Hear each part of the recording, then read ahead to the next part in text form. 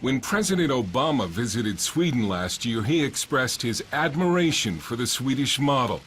And that should make Americans nervous, because a United Nations report says Sweden will be a third world nation in about 15 years, below Libya and Bulgaria. Sweden is a society that believes it is racing into the future, but critics warn that it's racing to the bottom. Welcome to Utopia, also known as Sweden. Sweden has been a laboratory of social experiments. Swedish leaders believe they're building the perfect society. And Sweden has been compared to a couple of nations which also tried to build perfect societies, North Korea and the Soviet Union. If you don't like how Utopia is being built here, you won't be shot like in North Korea, but your life could become very unpleasant very quickly. Hallå, hallå. Jimmy Fredriksson från Expressen. Jimmy Fredriksson? Jaha du. This is a journalist from one of Sweden's leading tabloids confronting a Swede at his home. The man, a professor, made what he thought were anonymous negative comments on a website about immigrant problems in Sweden. But left-wing hackers helped the newspaper track him down and others like him, so that they could be exposed before the whole nation as racist.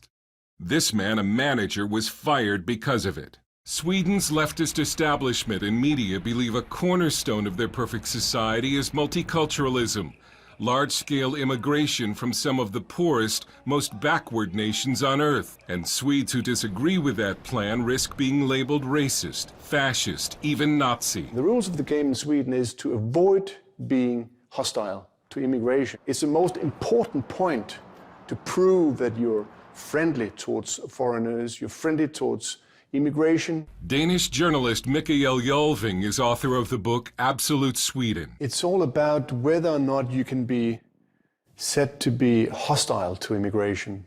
Once that is proven, I mean, you're out of the game. It doesn't matter if Sweden's immigration model is failing miserably, if test scores in Swedish schools are plummeting, or if crime in some areas has skyrocketed. Immigrants burned the Stockholm suburb of Husby for over a week last year. Many Jews now live in fear of attacks by Muslim immigrants and are leaving. This former journalist for Swedish radio left last year and returned to her native Somalia. She told Swedish television that Mogadishu was safer than the immigrant suburbs in Stockholm. And forget about an American-style melting pot in which immigrants will someday learn to become Swedish. That's a racist idea, too. Jalving says Swedes are supposed to learn from immigrants and not the other way around. Assimilation is completely out of the question. Who says assimilation is completely out of the question? Everybody in all mainstream political parties and media and platforms would laugh about the word assimilation is a Nazi word in Sweden. We talked to several journalists who described a Stalinist-style atmosphere in Sweden, in which citizens are now afraid of saying anything that might get them labeled in the media as racist. They point at you and say you're a racist. Then you will have no career, no job, you might lose your family. Swedish journalist Ingrid Carlqvist and Danish journalist Lars Hedegaard run the online newspaper Dispatch International, which covers issues like immigration that the mainstream media in Sweden ignores. But Carlqvist says their plan for a traditional newspaper failed because Swedes were too scared to have the paper delivered to their homes. Because what if the mailman saw that you had this newspaper? What if your neighbor saw it? Then they might think that you are a racist or that you hate Muslims. So we thought we could sort of make an impact. We still think we can, but it's tough going. Dispatch International now hangs on through donations. Sweden has become a nation where some viewpoints are simply too risky to even read. What wise Swedish parents do nowadays is to advise their kids not to interfere in the public discussion, not to express so-called radical ideas about this or that. Because why? Why do they advise them?